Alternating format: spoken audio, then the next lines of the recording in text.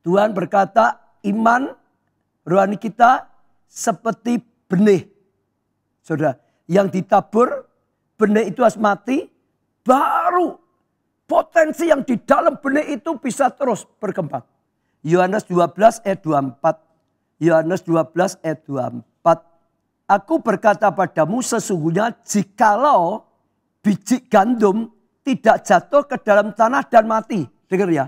Biji gandum itu di dalamnya sudah ada potensi yang bisa berkembang, bertumbuh. Bahkan nantinya berlipat ganda, berlipat ganda, berlipat ganda. Satu biji gandum tidak nanti keluar satu biji. Itu bisa banyak. Tapi supaya seperti itu, biji gandum itu harus jatuh ke tanah.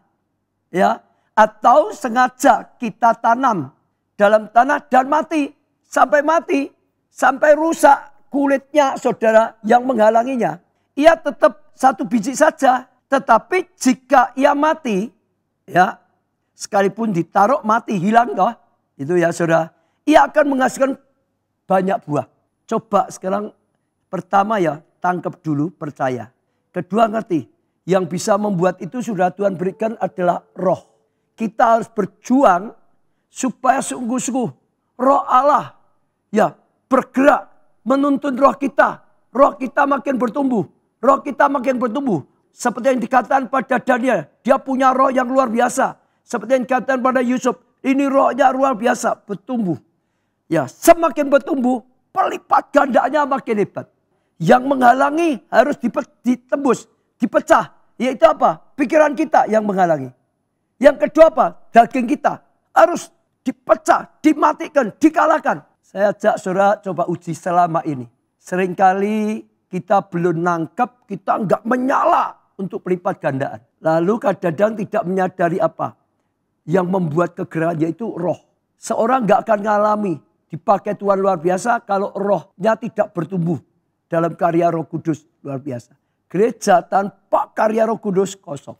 Yang terakhir yang paling penting lagi juga adalah tadi matikan daging keinginan. Yang penting ada pecah, tembus semua penghalang-penghalang untuk roh kita bertumbuh. Dalam hal memberi misalkan, pasti daging kita jangan, pikiran kita memberi itu rugi, kurang dana kita, apalagi mengalihkan perpuluhan itu makin kurang, itu pikiran kita. Kalau enggak dipecah, kita enggak akan melakukan, kita enggak akan mengalami janji-janji tentang perpuluhan, janji-janji tentang tabur tuai. Padahal Tuhan sudah berkata, selama bumi masih ada tabur tuai pasti akan terjadi. Pikiran kita ini kalau enggak dipecah, enggak disalibkan, kita enggak bisa melangkah, enggak pernah mengalami menuai. Saya percaya kalau saudara bisa tangkap sejak saat ini breakthrough. Sejak saat ini pertumbuhan. Sejak saat ini berlipat ganda dengan dahsyat.